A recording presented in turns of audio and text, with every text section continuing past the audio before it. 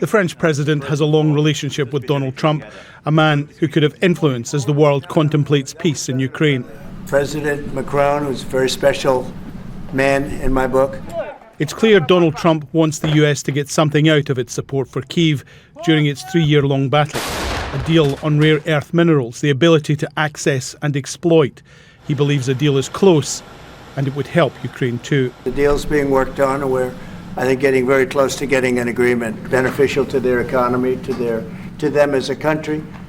But, you know, we're in for $350 billion. How we got there, I don't know, but that's a lot of money, a lot of money invested, and we had nothing to show for it.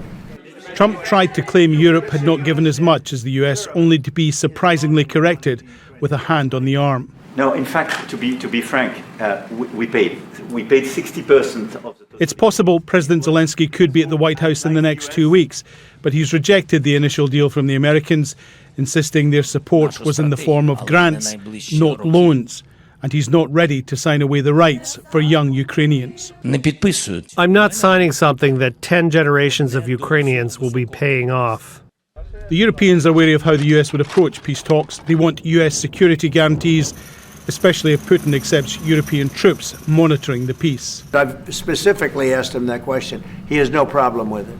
At a news conference after the two met, President Macron warned that it's not a quick peace deal that's needed, but a lasting one. Let's try to get something first which can be assessed, checked and verified.